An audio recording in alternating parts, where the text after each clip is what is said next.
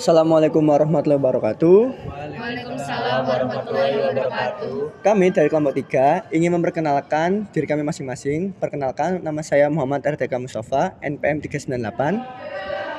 Saya Ardandia Seva Oktareka dari NPM 283. Saya Davin Putra Angelo, NPM 321. Saya Masyariata Syafitri dari NPM 249. Saya Mandesesi Krana dengan NPM 350.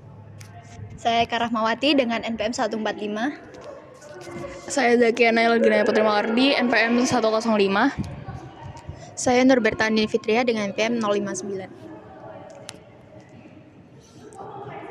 Nah, kelompok kami ingin menyampaikan sebuah podcast dengan tema nilai-nilai Islam dalam budaya Indonesia dan kasus yang terjadi akibat pergesekan antara budaya serta agama di Indonesia. Nah, Indonesia sendiri memiliki banyak sekali budaya dan keberagaman di dalamnya. Untuk menyatukan budaya dan Islam, bagaimana caranya Kak Naya? Ya, jadi salah satunya itu ada toleransi yang memainkan peran penting dalam budaya Nusantara, menciptakan harmoni di tengah keberagaman. Nilai-nilai ini tuh tercermin dalam berbagai tradisi seperti Maro'ah dan Balit yang mengintegrasikan praktik Islam dengan budaya lokal. Apakah ada sejarah yang berkaitan dengan toleransi?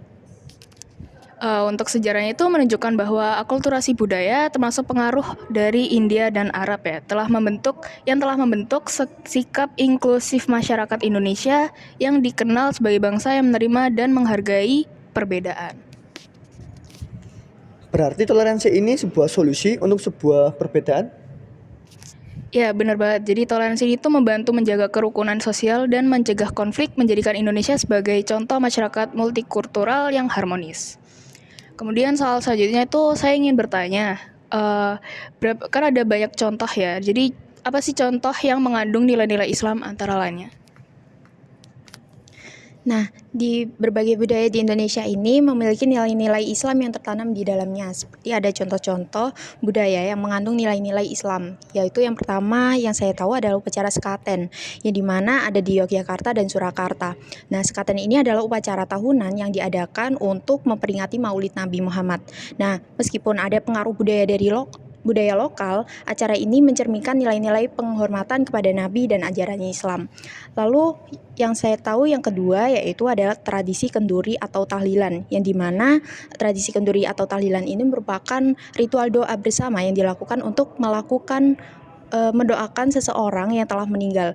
Nah, meskipun terdapat pengaruh adat lokal, dan nilai-nilai Islam ini tentang mengingat kematian dan berdoa untuk yang telah tiada. Nah, tradisi ini tuh sangat kental. Mungkin yang saya tahu hanya itu aja. Mungkin ada teman-teman lagi yang tahu? Oke. Nah, aku mau nambahin. Jadi contoh nilai-nilainya tuh ada yang pasti budaya lebaran dan halal bihalal yang biasanya terjadi sama kita saat Idul Fitri, di mana ini adalah nilai-nilai silaturahmi yang saling memaafkan dan mempererat hubungan sosial. Lalu ada tradisi Basapa di Sumatera Barat.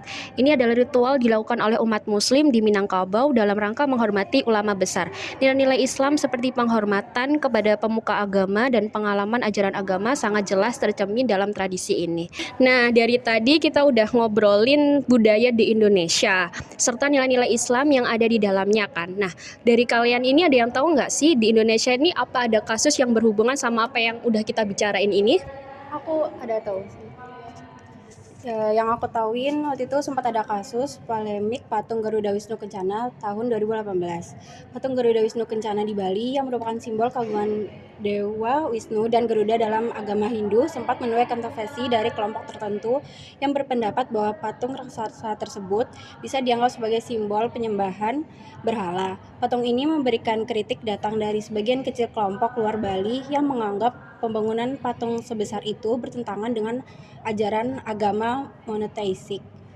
Terus selanjutnya aku juga pengen tahu faktor penyebab pergesekan tuh ada apa aja sih? Kalian Aku Jadi faktor dari pergesekan tersebut itu antara lain ketidakseimbangan nilai religius dan budaya.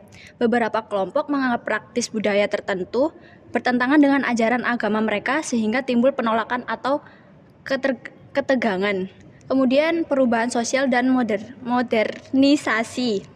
Modernisasi dan masuknya pengaruh agama yang lebih konservatif di beberapa wilayah menyebabkan budaya lokal terpinggirkan atau dipandang sebagai negatif. Kemudian yang selanjutnya itu radikalisme dan intoleransi. Kelompok-kelompok radikal seringkali menjadi faktor utama yang memicu pergesekan dengan menolak atau bahkan melakukan tindakan keras terhadap budaya yang mereka anggap bertentangan dengan keyakinan agama mereka. Kira-kira ada yang tahu nggak ya resolusi dari penyebab pergesekan tersebut? Jadi resolusinya itu dari pemerintah Indonesia berperan aktif dalam masalah ini dengan mempromosikan dialog antar budaya dan antar agama, serta menegakkan aturan hukum yang melindungi kebebasan beragama dan budaya. Jadi kesimpulannya ada yang tahu nggak? Ya, sini saya simpulkan. Jadi selama kita podcast ini, kita bincang-bincang ini, kesimpulan yang dapat saya ambil itu dari banyaknya budaya yang ada di Indonesia, kita mau nggak mau itu harus ikuti budaya itu sendiri. Kalau salah sih jangan diikutin ya, karena sesat ya. Kalau aku gitu aja sih. Nah, mungkin itu saja pendapat di podcast kami. Semoga bisa memberikan jawaban yang sempurna. Amin ya Allah. ETS kita 100. Amin. Kita semua lulus cum laude. Amin. Itu Pak, doa dari kami mau diaminkan. Amin. Terima kasih, kami dari kelompok 3. Wassalamualaikum warahmatullahi wabarakatuh. Waalaikumsalam.